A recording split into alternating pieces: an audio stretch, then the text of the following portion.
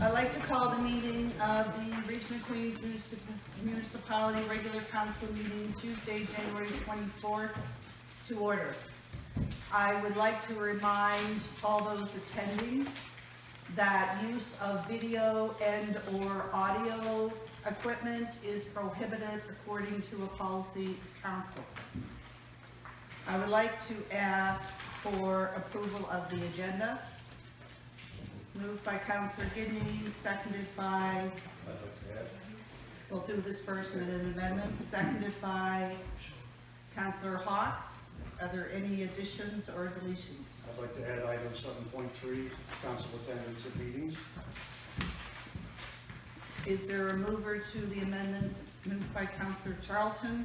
Are there any questions on the amended motion to the agenda? If not, I'll ask for questions on the amended motion. All those in favor? Question on the motion as presented. All those in favor? And one other thing, please turn off your cell phones. Just a reminder, if your cell phone is turned on, please shut it off.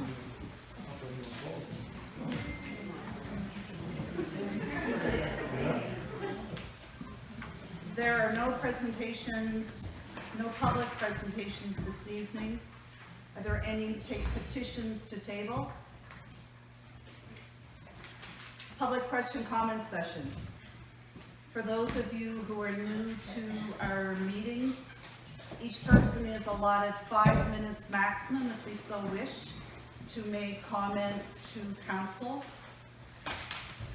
All you are required to do is provide your name and your civic address.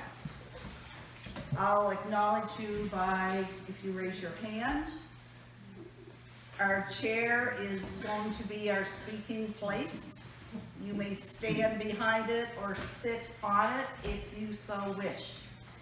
So, who would like to, and thank you for this very large attendance. Who would like to address council? No one? I'll start.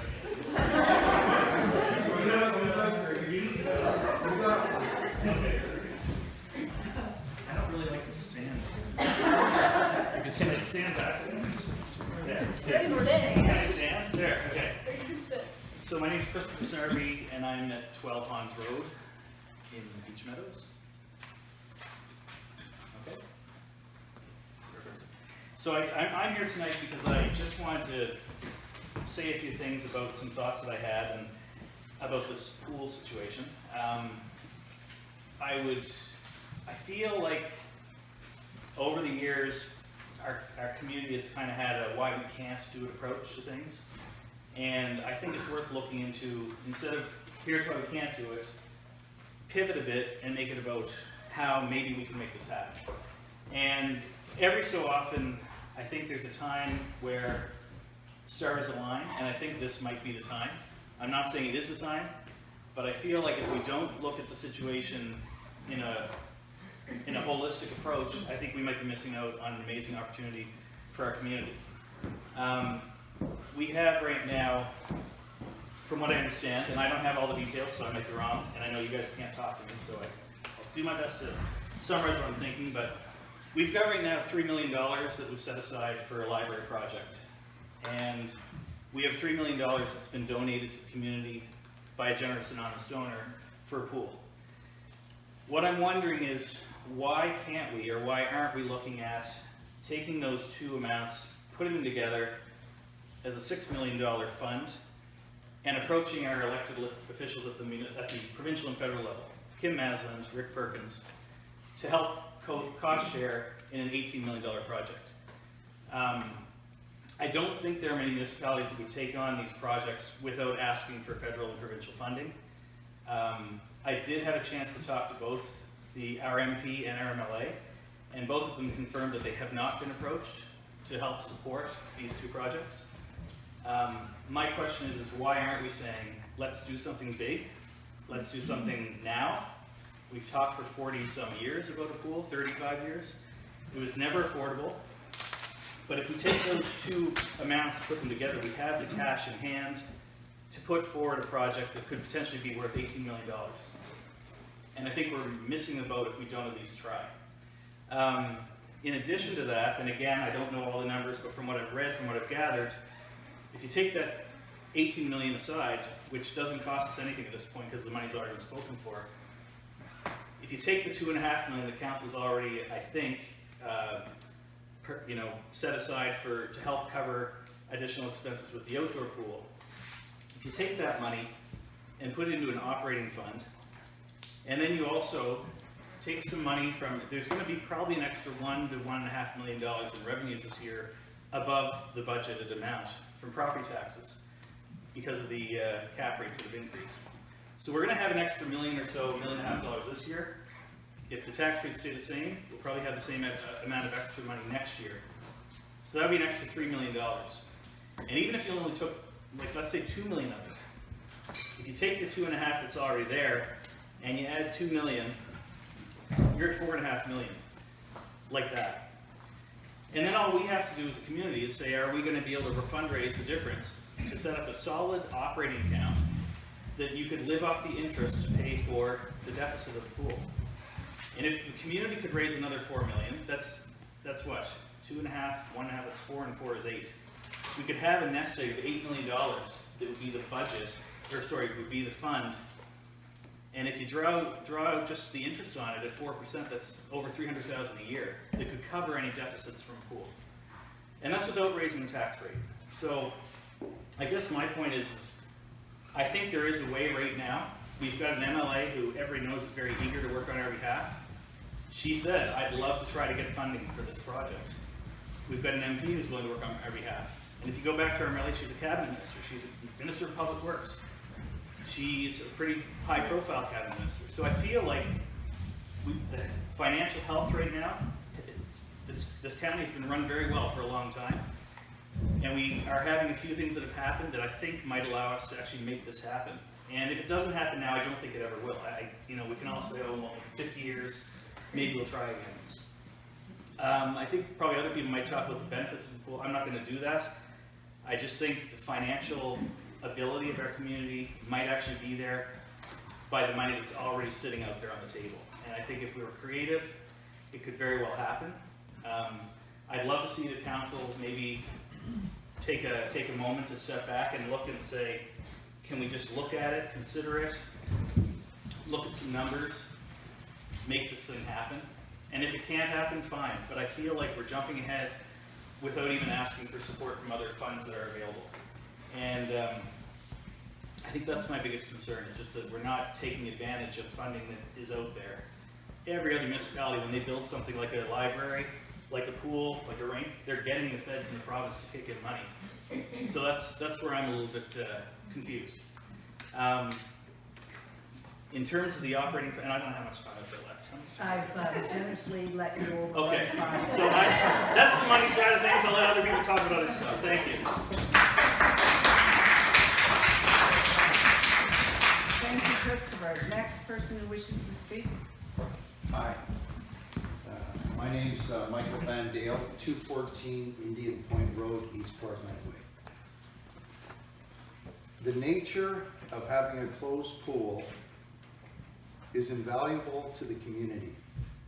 I'm not from here, I just moved in just before pandemic, started selling real estate to my buddies from Calgary who come in. Number one question, where's the pool and why isn't it covered? This is something that we have to deal with on a daily basis, like in my profession. I think that setting up a committee, a fundraising committee with certain individuals from the community, I think would be invaluable to push that effort forward. There is a number of grants available to us, different funds that we can access for this type of community endeavor. And I think, the other thing too, I swim at Bridgewater and the pool is too small to have meets. It's 2 inches too small. And I kind of thought, I don't know how that happened, but here's a chance for us to have like a proper swim club, proper meets, do something for our kids. It's not that hard. This can be done. Chris, Michael, are you addressing council or the audience? everybody. everybody. We're all part of this community. That's why I think that if we take our time, get a community, or you know what, even just setting up a committee for fundraising. I'm sure Chris would go on it, I would go on it as a volunteer basis to help out. I realize everybody's busy and they got stuff to do and it's difficult in your positions. But you might want to look at something like that in the long run. And I think doing that with all the great things that are happening right now for Liverpool, this would be another situation that would attract people for greater economic growth in the area. That's all I have to say. Thank you. Thank you. Thank you. Anyone else who wishes to speak?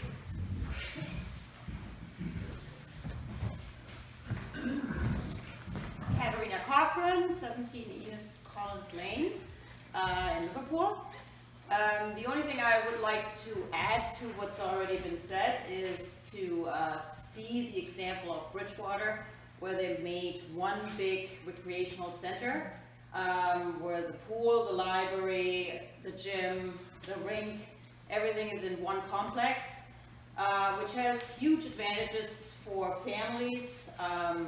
You know, you attend a hockey game, you go to the library with the other kids, you go to the gym, everything is in one building. The other advantage is you can share admin, you can share the bathrooms. You don't have to create an extra building for a library and add bathrooms and add admin and add heating costs. If this is already in a building, you can just add on. My understanding was that when the Omera Center originally was built, that the plumbing and everything was put in place so that this addition could happen eventually, which in my opinion would be the best fit for this town. The other thing is we do get a huge brand new facility as the manor right beside it.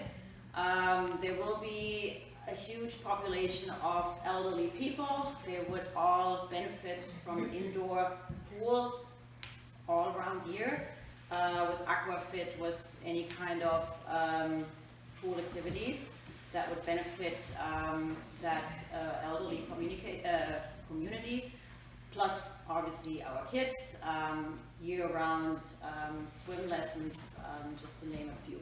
So that's all I wanted to add. Thank you. Other comments?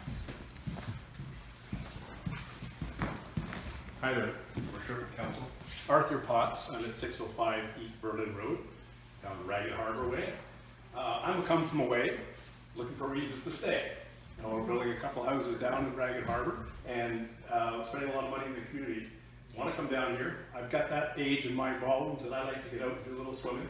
It's good for us. The aquafit we've heard about. If you do a pool, it's got to be covered. The notion of having it as part of combined services, great idea. The YMCA are building pools across the country. They're looking for more venues. I'd be happy to participate on a fundraising committee and could bring some of those contacts to the table. And there's going to be federal money, there'll be provincial money. So thumbs up, make it indoors and make it part of a group setting so you can benefit from all those shared services. Thank That's you, all I have to Mr. say. Potts. Anyone else who wishes to speak? Ashley Sonia, 143 School Street in Liverpool. I'm president of the Milton Bay River Buster Swim Club. We fundraise every year for new equipment and things like that to keep these quick kids swimming. We wouldn't have to do that in a new facility. We could fundraise to help the facility going. We have lifeguards up and coming that would be able to work at the pool. They're doing their lifeguarding right now out of the river, which is unacceptable. Yeah, so we could get a lot of use out of this. Thank you, Ashley.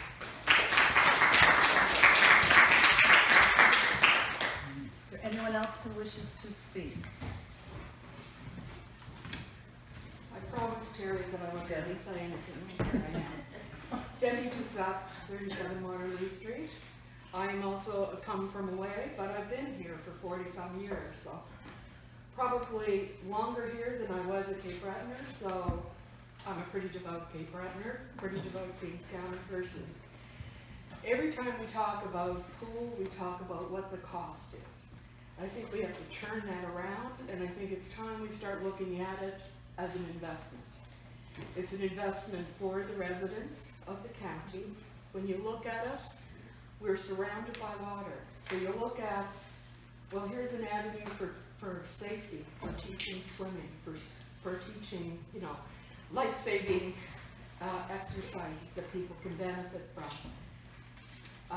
Health, investing in our health and exercise, and there's many of us that need to have an avenue where we can get in the water and do some exercising.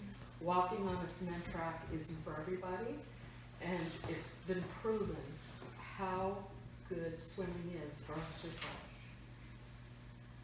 And of course, there's the sports avenue of it. When someone talked about having a pool that can actually function for tournaments and whatever, so for meets. So I just wanted to ask people to maybe turn that look around. Yes, it's going to cost some money. We have to invest for our people. That's all I'm going to say.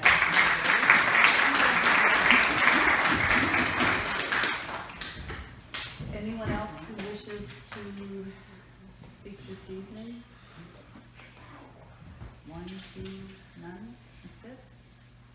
Thank you for your comments. Approval of the regular council meeting, January 10th, 2023. Moved by Councillor Brown, seconded by Councillor Hawks. All those in favor?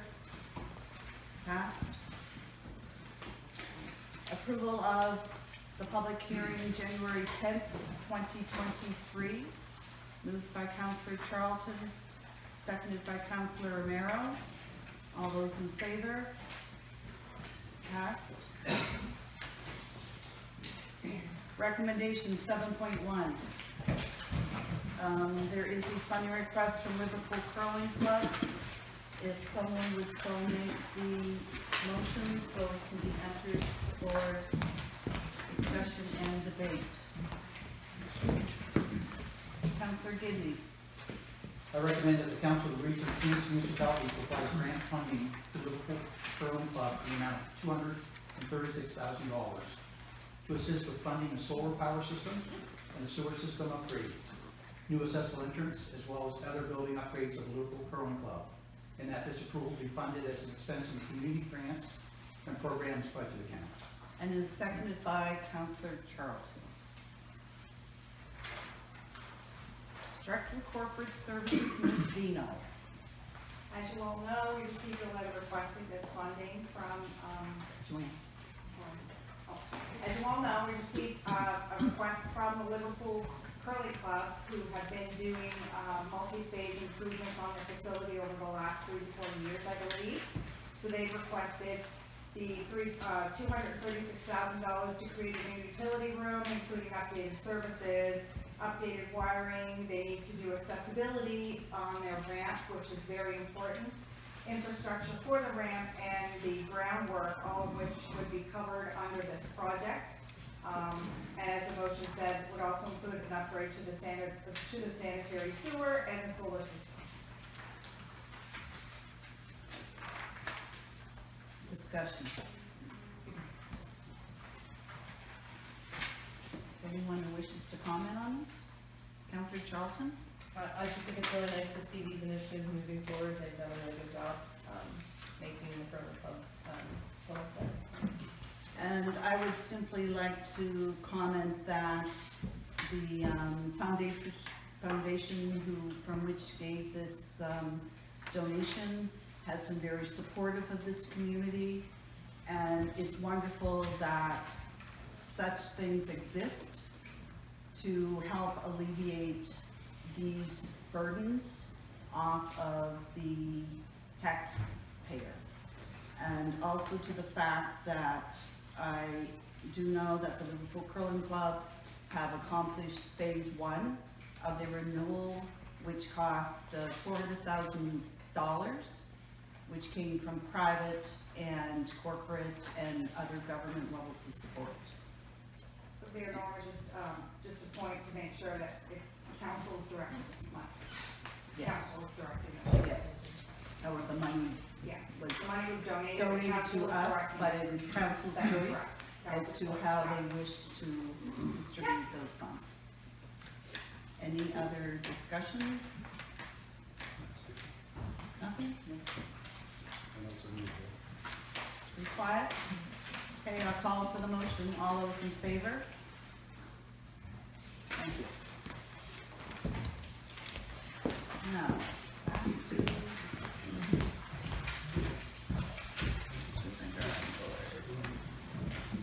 7.2, Liverpool Business Development Center, Director Grant. There is a motion within the package. Councillor Muse.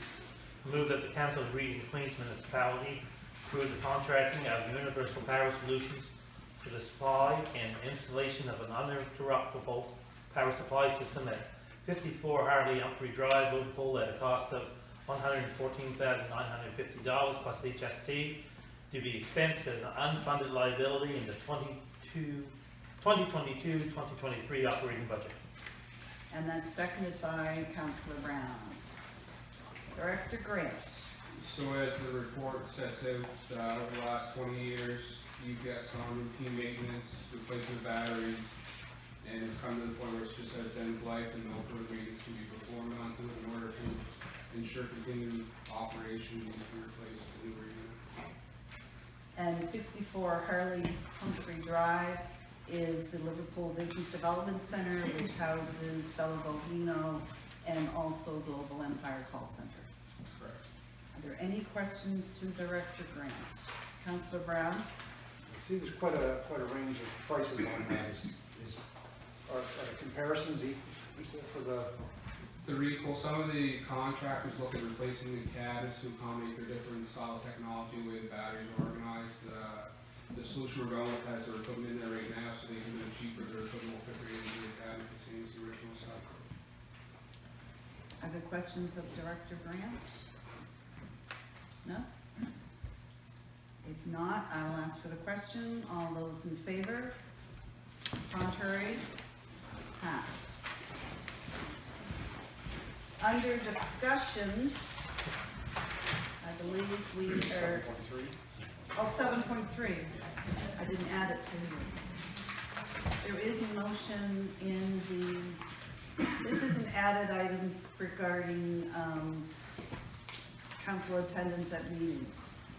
So there is a motion. Council. I recommend that council approve travel expenses for council members attending the NSFM bylaw vote, including accommodations should weather be forecast to affect morning travel. And then seconded by Councillor Charlton. As this was an added item, it's not within your public agenda package. However, the NSFM, the Nova Scotia Federation of Municipalities, is having a very important meeting on Thursday, a special meeting of every member of the Federation. They are undergoing significant changes in their operational and their organizational structure, respecting how municipalities are clustered. The question was asked of some of the members why this has to be an in-person. Presently, the existing bylaws of our association requires all meetings in person. So therefore, and we also have a policy which states that we're members of council at the region's expense, if they attend meetings outside of Queens County, they, and require to stay overnight, that they require approval of council. Hence, most of the councillors, I believe Councillor Brown intends to attend, and Councillor Charlton had planned for early morning travel. However, if the travel looks dangerous on Thursday morning, they may opt to go Wednesday evening. I am also attending, but I am a board member of the Federation. Therefore, the board covers all my expenses. So this is for Councillor Brown and Councillor Charlton. And was there any other counselor who had indicated interest in attending this important meeting on Thursday? Are there any questions from members of council? Hearing none, I'm going to ask for the question. All those in favor? Passed. And now we are at 7.3, 8.1. The fingers in there. At which time, Director Grant are going to provide an update, and are we using our, No, there's no extension for us. Unfortunately, our presentation is being released. can we distribute some of these and share them? That's up to yourself. We only had 10 copies. I can keep mine. Is anyone interested in a copy of no extension cords in the hall?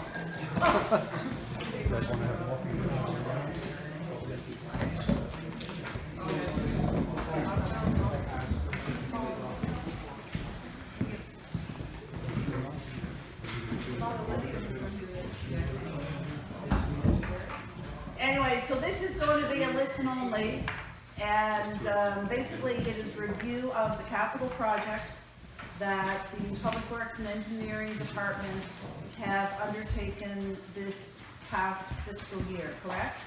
So we're gonna use our big voices and really direct it to the public, because I know it is the public that is often most interested in our Public Works Department.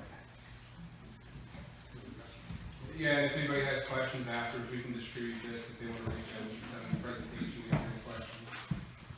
So welcome to our department update, fiscal 2022 to the end of December. Second slide, outline what we do, day-to-day operations, offer technical expertise, report to council, deal with public relations, regulatory compliance, acquire and manage staff and resources, manage project procurement and processes. On the third slide, some maintenance and operational maintenance and operational obligations. So we take care of 35 kilometers of water main, 168 fire hydrants, 605 water valves, 62 kilometers of sanitary sewer, 53 kilometers of storm sewer, over 500 manholes and catch basins, 2 wastewater treatment facilities, 25 wastewater pumping stations, 1 water treatment facility, 45 kilometers of street and sidewalk. More to that, we have 83 physical building structures that we maintain and take care of, over 100 pieces of mobile equipment, the operations at Queen's Place Amera Center, 23 municipal parks, 69 community signs, and a solid waste facility. So the hierarchy on the next slide, myself as director, Garrett as assistant director, and below us we have 7 staff, 1 vacancy right now, looking after the supervision and maintenance of all our operations. As we talked about last week, our strategic approach to projects would be design and project management, major infrastructure, utility operation maintenance, public works obligations, building acquisition and renewal, equipment acquisition and renewal, and then other projects. From an administrative perspective, we have engineering and public works. So myself, Adam, as well as our asset manager, Connor, communicating with some staff at the municipal administration building, particularly Dana and Christine, who handle some of our administrative tasks. Part of those tasks include public inquiries, such as facility use permits, 44 of which were taken out this year, 12 traffic disruption permits, which were new for this year, various utility requests and public concerns, as well as filing, reporting, recording, human resources such as job posting, employment contracts, and time cards, procurement, so requests for proposals and quotations, The writing, management, and coding of over 1,500 purchase orders, inventory management, driving time records, pre-trip inspections, so all of our vehicles before they leave the yard have to be inspected and then reviewed, as well as vehicle registration and insurance. As part of the engineering part of our operation, we had the role of the traffic authority, compliance for the utility operations, stormwater management, capital project design, building acquisition and renewal, and solid waste compliance. Further on with engineering, utility operations, looking at federal reporting for the South Queens water treatment facility as well as the wastewater treatment facility. Provincial reporting, Caledonia wastewater treatment facility, South Queens water treatment, South Queens water distribution, Region Queens septic facility, and the town lake water withdrawal. Finally, engineering, salt management plan, federal reporting, and the Queens solid waste management facility operations reporting, which includes the second generation landfill, the materials recovery facility, construction demolition site, and leachate management. On design work this past year, we looked after the design for the change house being built in Beach Meadows. That involved the design of that facility as well as stamping it, negotiating terms with provincial departments including land and forestry, Department of Environment, and procurement of all building materials. Main Street and Church Street, we've seen two sewer and water infrastructure projects, which include research for the design as well as design and approval of the design and procurement of construction materials. The administration building, we work towards an expansion of office space in conjunction with the province. Town Hall Arts and Cultural Center, you see the accessible ramp now, which is just about 95% complete, as well as the play park, which is about 65% complete.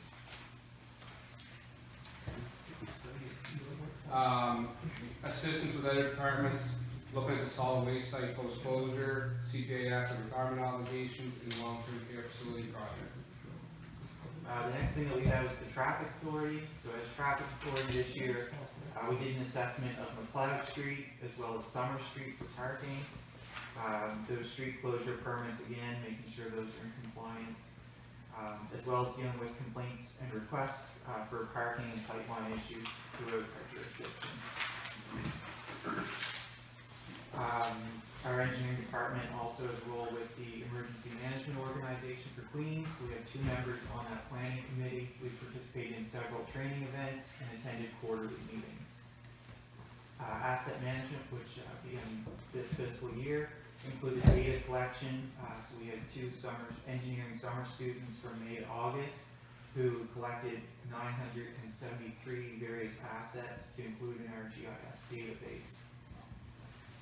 We've also conducted facility condition assessments, as well as some research and design for our asset management plan and networking with other asset management professionals.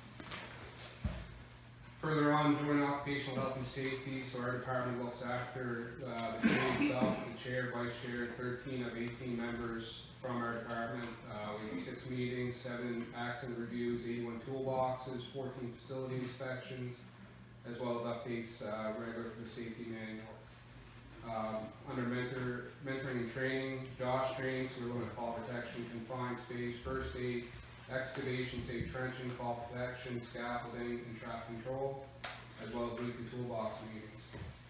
Employee development, working with Esri on our GIS training, personal development, professional development, personalized equipment training and operation, and playground inspections, which is one new this year, so all our playgrounds are now Canadian Playground Safety Institute certified for compliance, as well as participating in the O2 program at Liverpool Regional High School. We hosted 2 students for 10 weeks each for 8 hours a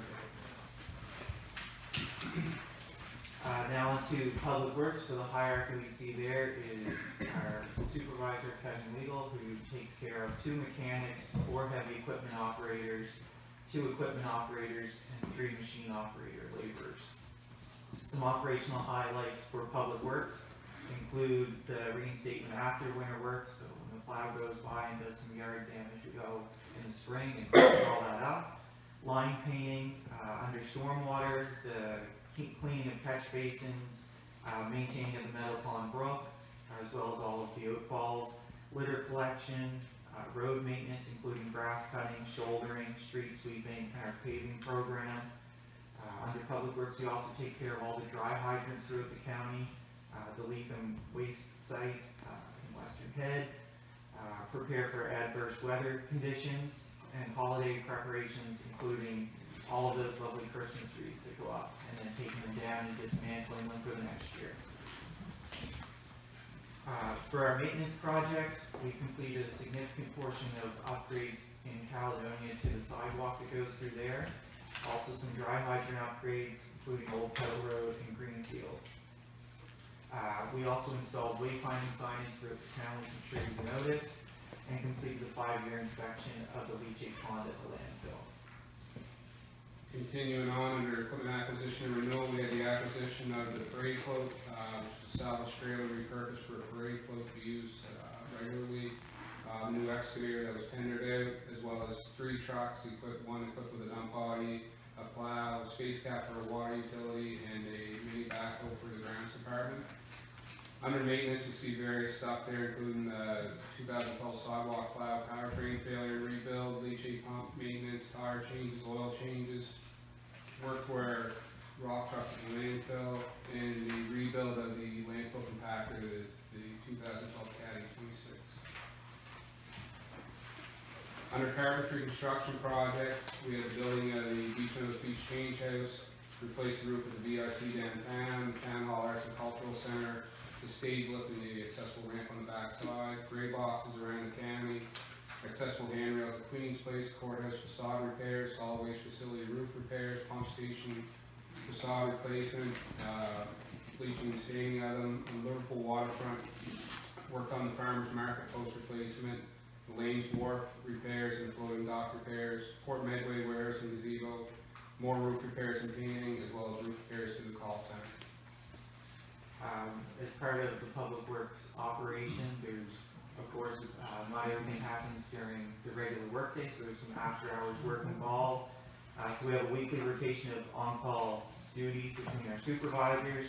These include things like sewer blocks, water leaks, vandalism, as well as street and road maintenance, including winter and heavy rain maintenance, road patrols, and over the run of the year, there's more than 250 calls that come in after hours.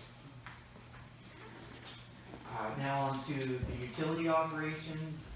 So as you noted earlier, the utility supervisor position that was approved is still currently vacant, so I'm acting as the utility supervisor for right now. We have 2 senior tradespersons, as well as 2 tradespersons in that operation. The operational highlights for the utility include water work orders, the quarterly meter reading, so it's when everyone goes around from host to host to make sure all the water bills are done. Weekend and holiday plant maintenance, so again, one of those things that needs to be taken care of on weekends and after hours as well as needed. Attending to pump station alarms, primarily during, heavy rainfall events, which we've seen a lot of this year. Maintenance of the Cowie well, sampling and quality assurance throughout the system, watershed inspection as well as dam inspections as well, and leak detection. This year we've had 6 major water main breaks, including the picture there, which was just before New Year's Eve just on this side of the bridge. 3 pump station rebuilds, saturator rebuild back at the water treatment plant, as well as meter replacements throughout the town. The next one, which we touched on in November, being recognized by DIPRA, the Ductile Institute Pipe Research Association, for having cast iron pipes in service for more than 100 years, in a list of very few within the province, only I think 7 or 8 utilities. Following on solid waste, you see it broken into 2 sections between operation, which includes our on-site landfill assistants, MRF sorters, and a forklift operator, as well as the administrative side, with bylaw, curbside inspection, and our solid waste clerk. Operational highlights from the landfill, you see 80 average daily users, 13,175 tickets generated, survey that goes in there gets weighed, leachate 53.3 million liters trucked to Liverpool for treatment, as well as the quinquennial leachate pond inspection, so every 5 years we're required to completely empty that pond. pressure wash, it's scrubbed, cleaned, inspected, and then an engineer, myself or Garrett, has a stamp it for approval that it's been inspected and safe to continue using. Further on, operational highlights, materials received, so residual waste, your black bags, curbside, almost 20,000 tons brought into the facility, 500 tons of asphalt shingles, 2,800 tons C&D, 100 tons of metal, recyclables and organics as you see there. The MRF processed over 200 tons of paper, 100 tons of plastic, 200 tons of cardboard, 44 tons of refundables for 5-cent bottles, as well as miscellaneous 288. So that's all the commodities that we send to American on a regular basis for exchange. Solid Waste Administration breaks into our curbside inspection program. So continually we have a contractor work for us. She's rejected over the past 9 months, 10 months, 1,800 black bags, almost 1,300 blue bags, 500 green carts curbside at people's doorsteps. Part of that was the outreach program to go back and talk to those folks about what they're doing wrong, help them learn from their mistakes to do better, so we don't have to reject them again. Dealing with complaints, contract administration, illegal dump site investigation, as well as the gray boxes scattered around the county. Capital Works, you see our Capital Works supervisor Steve Parnell, as well as 14 temporary staff we've hired on to work under his supervision. So capital projects for this year included the Universal Play Park, which is still ongoing, so the land was grubbed, the subgrade was completed, the splash pad is 95% complete, which includes the site servicing, the water, the drainage, all the electrical that had to be run, plumbing of fixtures and pouring of pad, which is quite a substantial task for our guys to undertake in-house, considering none of us have ever installed a splash pad before. The tables, benches, and shade structures are all in place, as well as the fencing was installed in late December.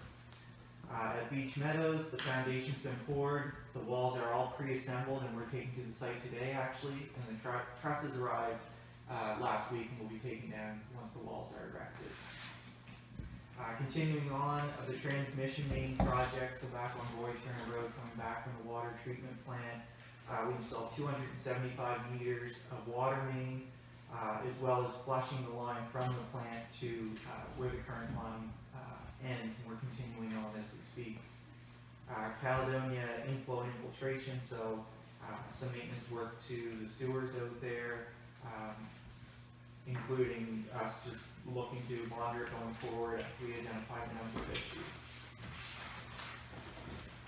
We had 2 large-scale street complete rehabilitations this year. So Church Street was 100 meters of full rebuild, so sidewalk, curb, gutter, storm, water, sewer, the whole 9 yards, which was complicated by working alongside of some aligned duct banks that the water main was sitting right underneath of. On Main Street, we did a 200-meter full street rehabilitation. We also replaced the sewer main along the easement that goes in along the food bank, so that's not accounted for there. Stormwater separation, pump station rebuild at the bottom. The trench in most cases was over 18 feet deep, which is substantially far down, which made it more difficult. And as you can see from the pictures there with the excavator, we had huge tidal influence right up into Main Street, so that caused some delays as well. Moving on to our grounds crew, you see Supervisor Scott Orm with 5 dedicated groundskeepers that work 32 weeks of the year, 40 hours a week, some highlights from them guys. Mowing 255 hours put on the mowing machine, as well as the operation of the pool, so 120 hours dedicated to opening, 282 to operating, 32 to closing our pools in North Queens and Milton. Beach Meadows Beach, this year we increased maintenance. We had somebody down there 6 days a week, cleaning the change houses, cleaning the boardwalks off, trees that blow down regularly where it's coastal. Trails maintenance in Pine Grove, as well as the park on West Street. Park maintenance, dog waste receptacles scattered around. We have 24 receptacles, 68 garbage cans, 3 incidents of vandalism from graffiti, and then regular garden maintenance and mulching. Special events involving privateer days, delivery of the tri-sort bins, as well as the candidate setup and cleanup. Community signs around, 2 replaced, ongoing maintenance regularly, as well as the Liverpool and Caledonia banners. Operational highlights, four billboards, installed at the county lines last year, grade flow development, clear up the scale camp along the river, installed a garden bed around the fire hall, beyond the tree cleanup, as well as light installation at the Greenfield Veteran Park. On to the playgrounds, as we said earlier, we now have 2 certified playground safety inspectors on staff. All playgrounds were subject to a comprehensive inspection and brought up to standardly eliminating more than 30 life-threatening hazards that were identified in these inspections, and now we are continuing on with weekly and monthly inspections. Queens Place and Mayor Center, operations, which falls under departments over there, we have an operations manager, as well as 5 operators, 2 operators, 3 attendants. Highlights from those folks, over 1,200 hours of ice booking, 750 hours of meeting room commitments, daily commitments to check the compressors, the refrigeration room, custodial work, advertising, 289 sets of skates sharpened, 350 hours on the Zamboni. Some developments, the condenser basin replacement, so the rooftop condenser was leaking. We contracted it for a new basin, installed that. We rebuilt 1 compressor, development of a emergency response plan for the ammonia system, an operations manual development, as well as staffing, which is a continuous struggle. So over there we had 8 interviews and 5 new hires. So the next couple slides or pages are just a recap of the things that we've already mentioned and we've seen in our presentation last week.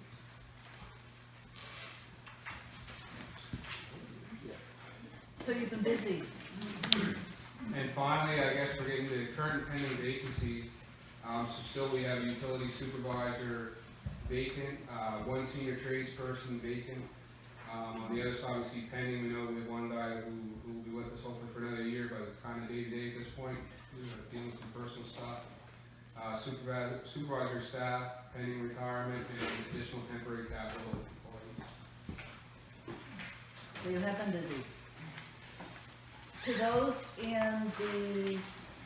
our gallery, I thank you for your patience. Heather, is it going to be possible to upload this to our council video? Can we upload? We will upload these slides I somewhere. can put it or somewhere other. and put a link with the video so people can find it easily. Right, and I always think what is great when you do this is the reminder to those who often refer to us as Liverpool, that we are sewer in Caledonia, sidewalks, parks in Greenfield, parks in Port Medway, parks in Port LeBaire, parks in Beach Meadows, parks in Milton, and everywhere in between. So we have a huge responsibility within Queens County, and we have a wide, diverse group of people who live within our county, and it's a big, broad base, and it's always great to hear. It's great to see the co-op students. I think I met one of them when I was at the landfill a few months back at Christmas time. It's good to see those high school students doing their co-op with the region, and it's great to see the engineering students in the summer. So, council, any comments you'd like to make to staff? Good job. Fantastic. Really, it's been, you guys have did a lot of work, and I'm very pleased. And a lot of the residents I've talked to, because it's my area, a lot of the work was done, and they're very happy with the way things were done. Thank you. Councilor Brown and Councilor Romero? I just want to say, a lot of people wonder why we have such a large works department. When you list all the work that gets done, it's not hard to see how the hours get filled every week. And when we look at our roads and our infrastructure, we're in very good shape here. I talk to people who go to Bridgewater, who go to Halifax, and our roads and infrastructure is in better shape than those. So you guys are doing a great job. And Councilor Romero? Mr. Grant, can you elaborate to the people the problems we're having with supplies and trying to get supplies as well? Particularly Play Park as well? Sure. So the play park's one good example. The RFP for the play park equipment, the playground itself, was sent out in February, March-ish last year, so it's almost 12 months ago that it was ordered. At that time, it was promised to be arriving in Liverpool July July turned to September to October, November, and we're anticipating that hopefully here in Nova Scotia, any day now, but it's still probably months away. Supply chain is a huge problem right now. It's affecting everything from tires, brakes, right on through, so getting redundancies on everything that we can is very important to continued operation. Any other comments? Deputy Mayor Fancy? I guess that's part of it too, when you're talking about even getting vehicles and such as, if you don't order soon enough, you can't just go to the lot and buy anymore. That's not a option. So there's a lot of things that you've got to plan ahead, far ahead for, because there's like going to stores and such as you hear, this is the worst it's ever been for trying to get parts or getting anything. It's not there, not available. I thank you. Mm-hmm. Deputy Mayor Fancy? Well, Yeah. You asked to have 8.2, you wish to lead a discussion entitled Pool Committee. Oh, yes. Where do you start? I guess. Okay, you gotta get up a lot of fire, yeah. Last council meeting, the pool committee brought forth recommendations for the council to consider. There were 4 in particular. The council since then has had a couple of weeks to look at what we were looking at and to be able to just to see if there's any kind of changes they want to make. But before we continue with that, the recommendations that we are bringing to council is for the monies we had to work with, and we want to look at, I guess we've been offered other options tonight that could be considerations. So when we look at all of what we're looking at tonight, even as we look at what we want to bring forth for recommendations, these recommendations will as we go forward to try to work with the committee and how we can be able to go forward. It won't affect anything that could go on if we had considered to look at what monies we have and how we could be able to get grants and such as. So I'll put that forward. We as a committee would not be against the region looking at a bigger picture of an indoor pool. We're not against that. So that'd be exciting if we could get that. Tonight though, we want to talk about each point and bring forth a recommendation to our council meeting. And the 4 points that we looked at from the last time, because as a pool committee, we were given a mandate, and the mandate was to bring forth recommendations to the council. And 4 things that we wanted to look at in particular is, first one is location. Location is one thing that we want, that we only brought forward one thing, and we'll talk about that more as we go forward. The second thing was the advantages of a 6-lane pool versus a 4-lane pool, because that's what we started off looking at as a 4-lane pool, and it's been really quite eye-opening going to the pool committee to be able to understand all the advantages that go along with it. The third thing is the 0 entry, and it's still mind-boggling for me to try to understand, but anyway, you're going to go straight in, and you'll be able to walk straight in rather than have to be lifted up in the chair and put over and put in. That's just not good. It doesn't work well, and it can be very hard on the person if they get stuck in it. And the fourth thing is the grant writing help from the committees, from our committee, I should say. We need to be able to have our people to be able to help with the grant writing to go to be able to get the monies. We have a list of, I have to look back over all the grants that we have that has been brought forward that we could be able to write for, but we have to have permission from the region to say if we're going to go forward with this project, that they can be able to write the grants, come into the region, and be able to work with the region to be able to put these forward. But before we can do that, you have to go through the other parts. Now, Councillor Miro will talk about the advantages of each point, with a recommendation for our next council meeting, because we want to bring this into a recommendation. So do you want me to discuss each point and then do the recommendation, or suggest a recommendation, or how would you like it done, or do you want it all?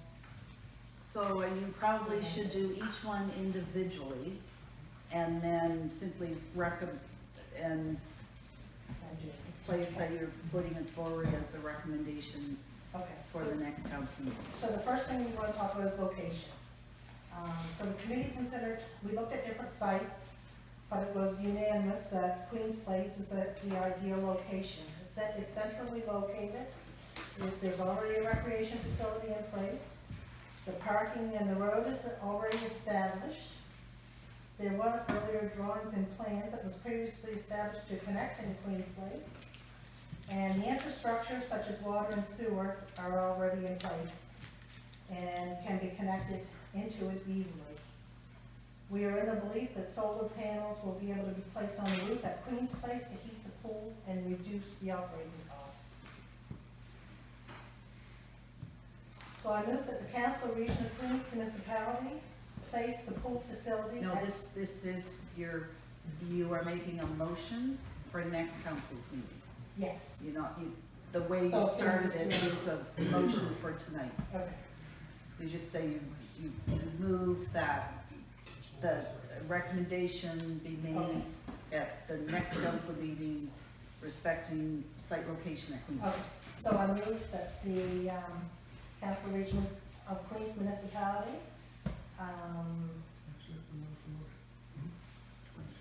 bring it back for recommendation for placing the pool at Queen's Place in Arizona.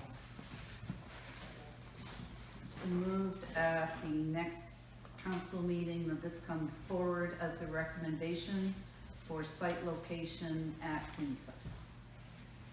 And it's seconded by Councilor Brown. Is there any discussion on the motion?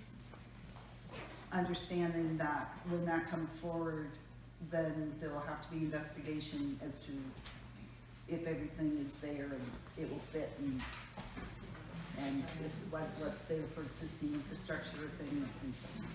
Okay, I'll call for the question. All those in favor? Contrary? Pass. 6 lane versus 4. Okay,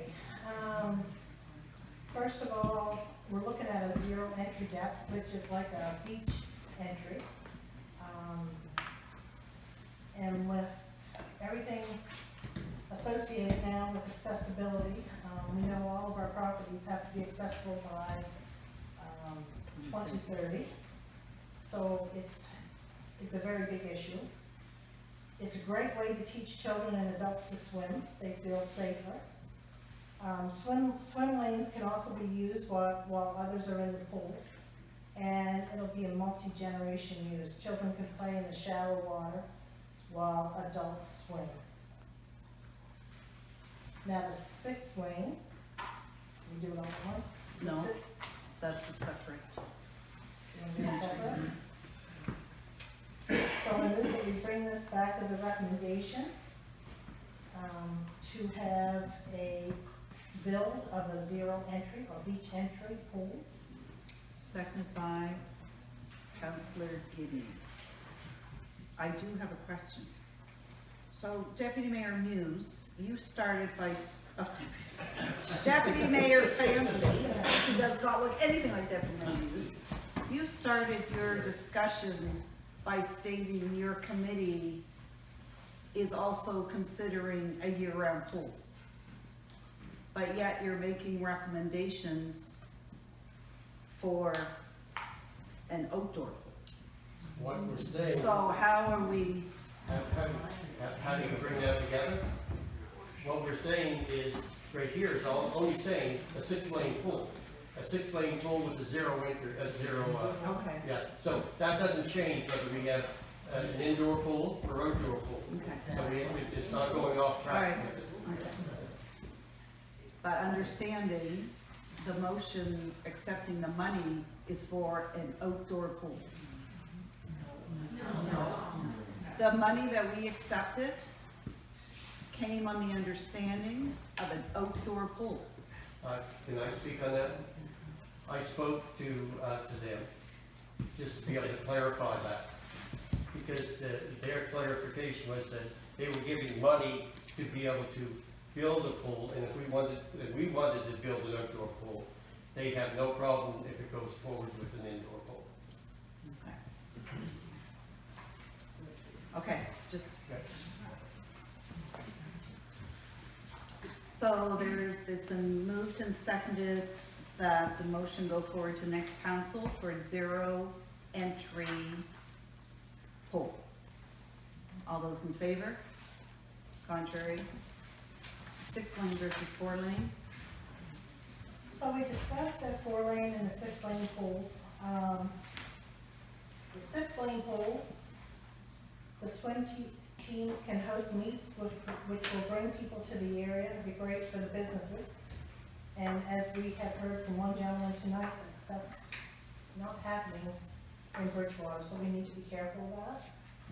We want to allow for a bigger swim team. The whole team will be able to train at once, allowing for less staff. Only would need one coach and we would need one lifeguard. Multiple programs can be done at the same time with only one lifeguard. It's very cost efficient. And it also would allow for a larger bathing load at one time. So if it was for 200, a 4-lane, we could almost double that for a 6-lane. Okay, so I move that we bring it to a recommendation for next council meeting, that we approve a 6-lane pool. It's been moved and seconded for a 6-lane versus a 4-lane pool. Deputy Mayor Fancy, would you take the chair? Yes.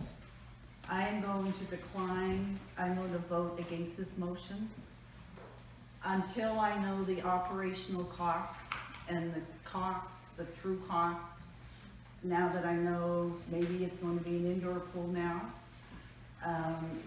And I know the committee has worked hard on these ideas, but as mayor, I want to be very confident of the true costs of building this facility and the true operational costs of operating this facility. Because the last thing we need is to place more tax burden on the majority of residents. And I understand the health benefits, don't get me wrong. I work most of my university life in pools, working with pools, people of all ages. And I also am very aware of the financial restraints that we have in this region. And if I can be led to believe and feel confident that the creation and the operation of this facility will never impact our tax rate, then I'm all for it. But until that point in time, I am very hesitant about going forward with discussions of indoor pools or have the length of lanes. I understand we need to teach people to swim. And that's just my reason. Anyway, so you can continue with the chair for the rest of this. So we did find out the cost from Acapulco pools of the extra 2 lanes, and it will be between $500,000 and $560,000 for the extra 2 lanes.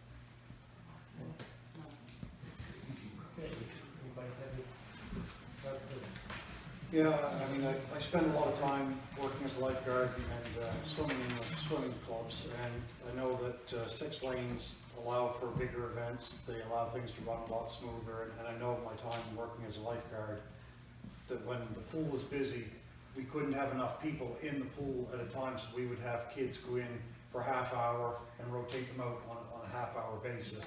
So people couldn't do it, and you know, I hate seeing that if we have the opportunity.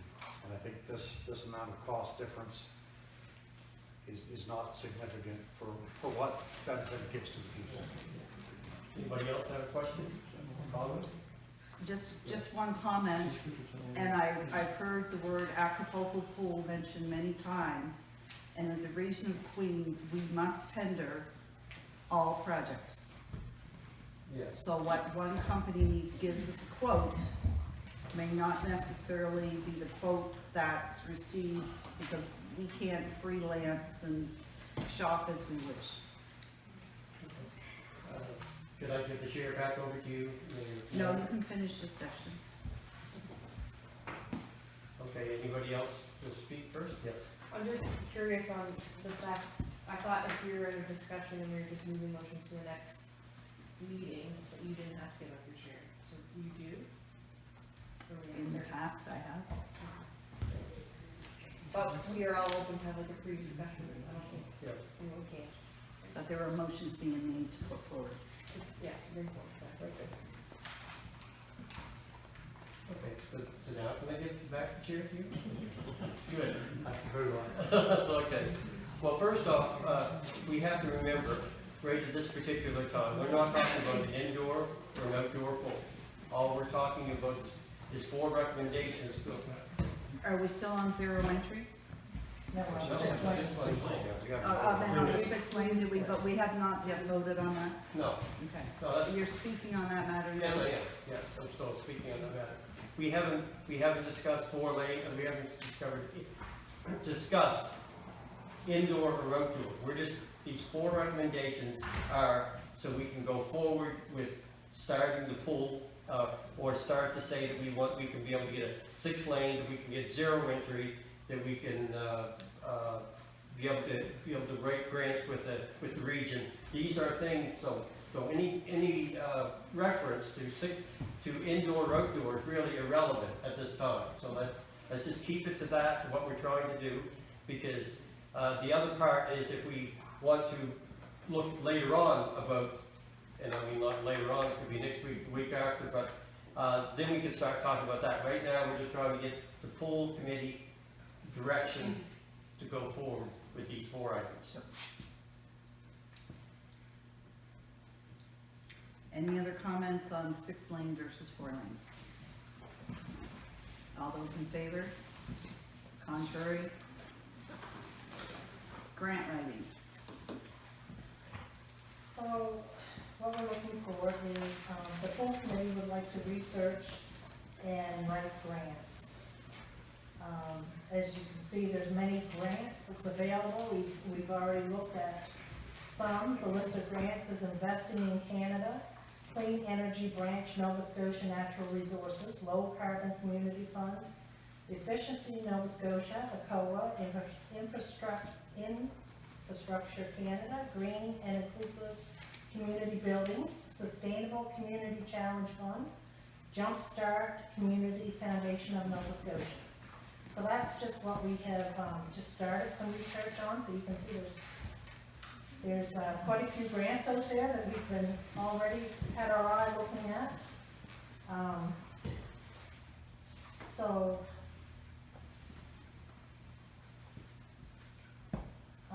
I move that the Council of Region Queens brings this back as a recommendation to give approval to register and apply for grants with consultation and approval from the appropriate staff member. The pool committee will designate, the pool committee or designate or research and write the grants for approval. Thank you. And that's seconded by Councilor Gideon.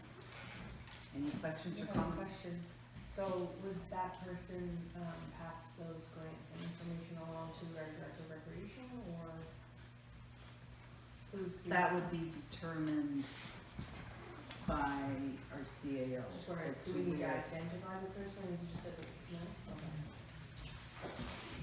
Because sometimes it's finance, sometimes it's Okay. different departments. Different directors do different things. I just want to make sure the intent of the motion was clear. Any other questions? All those in favor? Contrary? Passed. And a motion to move. No, I've got a question for the pool committee.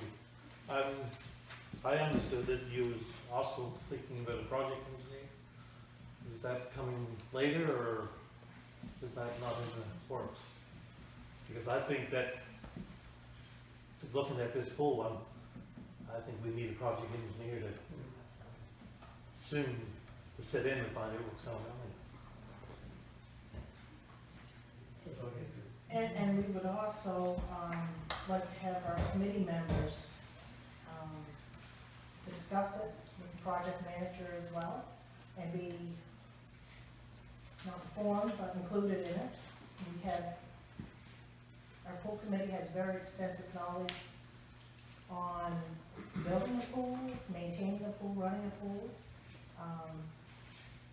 So we'd like to be involved in that as well. Just the selection process of it. But first, it has to be determined that a project manager is going to be hired, and who's gonna hire them and under what jurisdiction they fall. So in that regard, would the pool committee work on, what that looks like and bring that back at a later time, in regards to the project manager? Well, part of it, it's going, I'm sorry. No, you may answer. Part of it's going to have to be, is the region is going to be doing the hiring. So we have to be, come in under, with part of looking and helping with that process. But it's gonna have to be the region who puts forward the initiative, because it's the region's project and the region's money.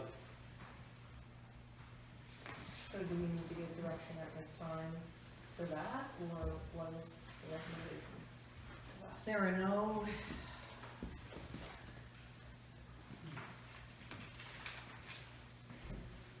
I guess the CAO and finance, do we currently have funds that could be allocated to hiring a project manager to guide this build at this point in time? Is it premature to hire a project manager to build what may be an indoor, what may be an outdoor pool, what may be an $18 million facility, what may be? Is it premature to pay someone at this point in time? Should I answer that? You can, both can. I guess my comment would be, until we know what we're building, Yeah. we're not sure what we're hiring. So if they're gonna build an outdoor pool, the project manager might be quite different person from building an indoor pool.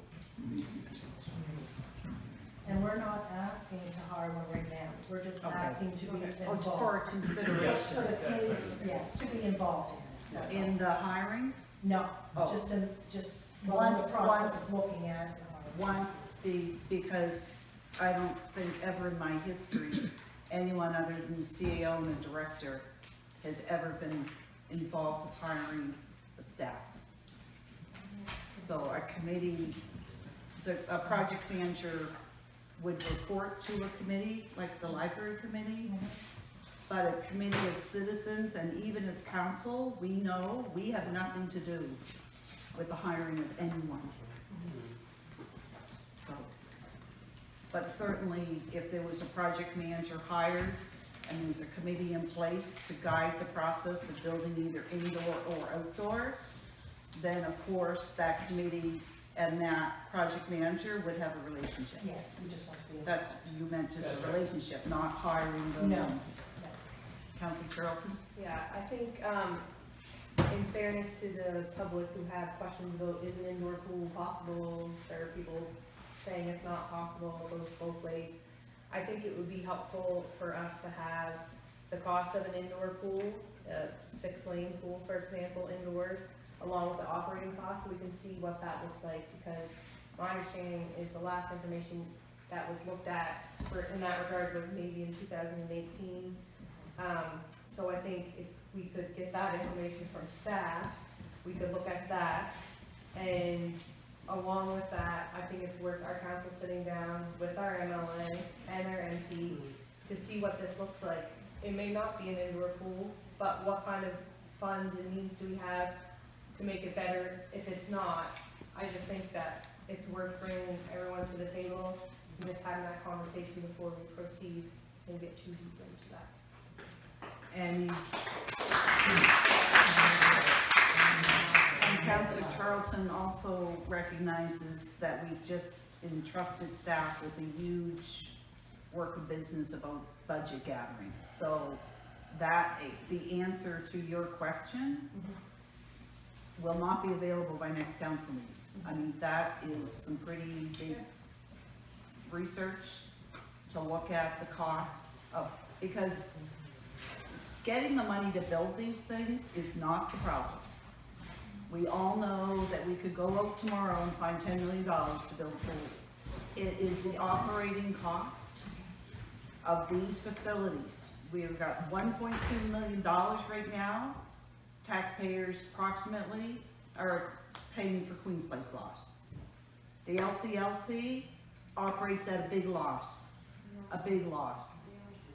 The, pardon?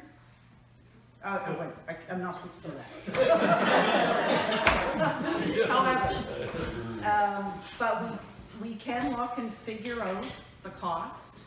It's not gonna, you know, it's not gonna be done like that.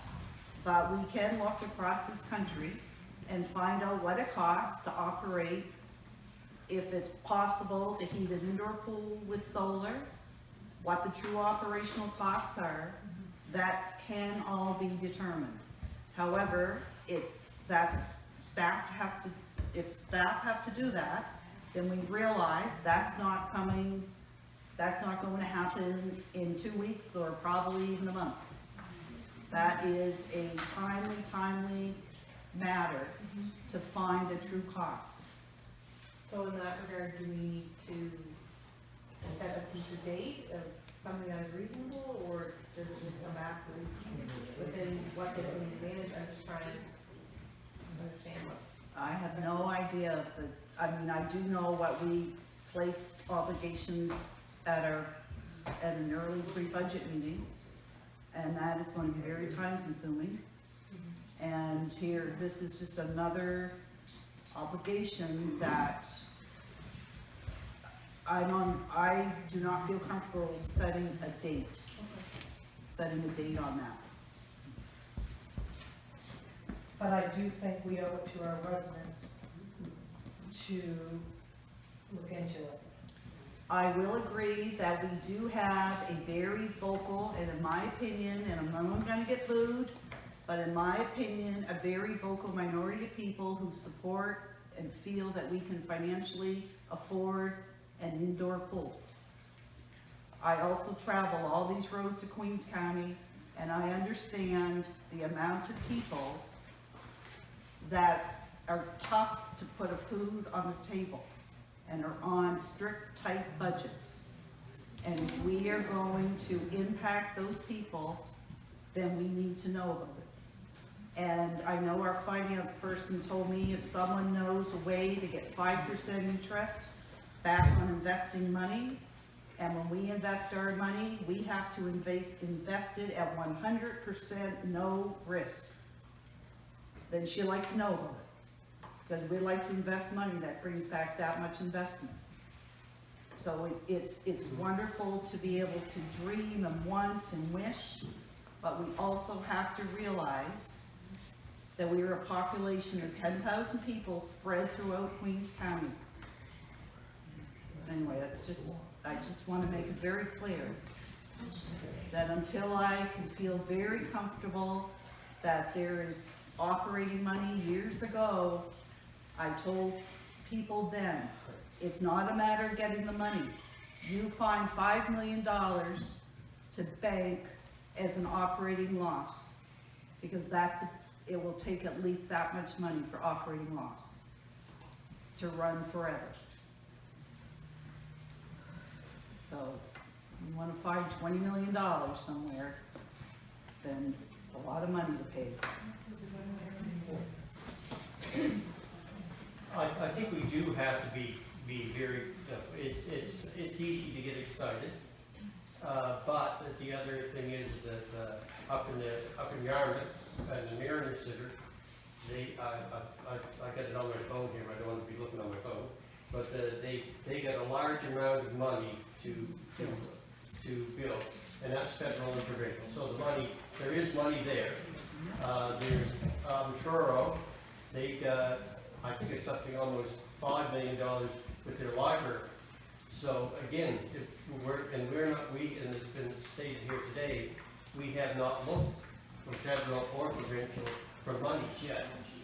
And if we're going to, so when we start looking, I think the first thing is to look to find out from our provincial and federal money where if there's money to be had. I mean, that doesn't take a lot of, it isn't talking about research, it's a matter of what is available and what can be. And so if it were to be a third, you know, so to speak, we'd be in great shape. But if it isn't, we're not gonna be in good shape. So, you know, that's what it really boils down to in a lot of ways. So, you can't go like Bridgewater, who when they built the whole facility. So all of a sudden, I can remember back about 5 or 6 years ago when I went down and talked to them, they were losing $200,000 to $300,000 a year for their pool. Well, if we were looking at this saying now, if we can be able to build for a certain amount of money and be able to put $4 or $5 million away and have the interest that could generate to help that, that's what we're looking at. We can't be looking at how we're going to burden the taxpayer or burden that person that another $400 or $500 a year is too much for them to pay. We're going to look at, can this be done and done effectively? Now, we've even talked about things like therapy pool. Well, what about you know, other people who could jump into that? You know, we never know what's going to happen until you ask. But we have not asked for provincial or federal funding. We don't even know what's there. So until we can be able to find out what's there, really we're kind of at a standstill. And Deputy Mayor Fancy, I'll repeat, we could probably find the money in less than a year, all the money you want to build. Right. It's not a matter of finding the money, it's a matter of finding the money to put in the bank to cover the operating losses for eternity. That's what I'm And saying. that's the challenge, not the money to build it, the money to cover the operating loss each year. I can appreciate the comments about not letting burden taxpayers. I don't think any member of council here wants to do that. I think we just need to have the full picture painted, and the last time this was looked at was with a whole different council mainly. So I think if we can just look at that, then we can all be comforted in our decision, That's right. whatever it may be. Yep, I agree. And Okay. could I just go back to that? Can we have a request for a meeting for our MLA and our MG? You want to arrange, at different times, Whatever works. and who's going to meet with them? I think. I mean, Well, not counted. so you're going to meet to ask for money for an indoor pool? I think we should have a conversation about what the possible, like what kind of grants and fundings are available. We haven't asked for anything in the 2 years that we've sat on council, so just, what are the possibilities? Our council hasn't actually sat down with our MP, we're obviously fortunate enough to know Kim, but. I can arrange a meeting with MLA Maslin and a separate with MP Perkins. Although I've requested to see if they will meet with council. Does it need to be separate? You think we're gonna put our MLA and our MP in the same room? We can try it. Anyone who knows how government works, you've got progressive, conservative, and liberal. No, PCs, they're both PCs. Sorry about that. However, we can try to arrange a mutual time. But it's the operating money that's the big challenge. It's not the money. The operating money is the challenge. That's the challenge. But if I'm just saying, we talked here, we don't know numbers. but we know that grants have come up for thirds. And That's capital money to build, Bill, that's right. and we can get that, we know that. That's right. So if we could have, there were so much money that could be put away to be able to have the interest off, then that could be the PR. But that's, we're just asking, Okay. that's what this is all about. And is that the end of discussion on that? So we need a motion to move in camera. Moved by Councilor Charlton and seconded by Councilor Brown. All in favor?